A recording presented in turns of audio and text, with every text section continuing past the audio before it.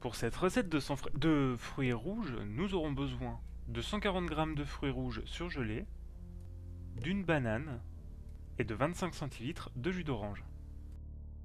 Et c'est parti pour ce cocktail Inkville. Dans un saladier, coupez la banane en rondelles, ajoutez-y les fruits rouges surgelés, incorporez le jus d'orange. Pour éviter d'avoir un bruit insupportable lorsque vous mixerez, je vous conseille de mettre un torchon sous le saladier, ça atténuera beaucoup le bruit. Il ne reste plus qu'à mixer le tout avec un pied mixeur. Je vous conseille de vous protéger puisque les éclaboussures arrivent très vite. Quand vous pensez avoir bien mixé les fruits, la banane et qu'il ne reste pas de gros morceaux, vous pouvez arrêter. On passe maintenant à la présentation du livre.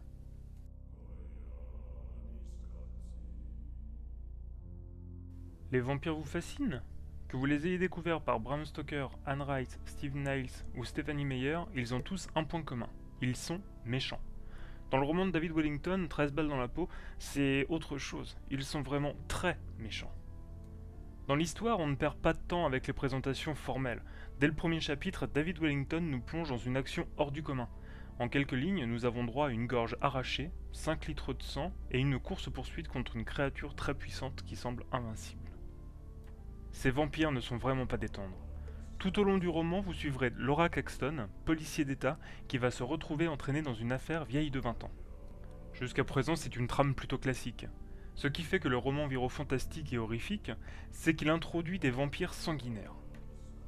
Aidés par Harkeley, un vieil agent spécial à la retraite, ils vont tenter de mettre au clair cette affaire et d'en finir une bonne fois pour toutes avec ces créatures hors du commun. David Wellington est né en 1971 à Pittsburgh. Il a commencé à écrire en 2004 une histoire de zombies sur son blog personnel jusqu'au jour où un éditeur l'a remarqué. Acclamé par les critiques, ses romans d'horreur sont un succès. Si vous cherchez à lire d'autres romans moins horrifiques de David Wellington, vous ne trouverez rien. Mais si vous cherchez David Chandler, qui est son pseudonyme, vous pourrez trouver de la fantaisie avec la saga des 7 lames, dont on compte plusieurs tomes.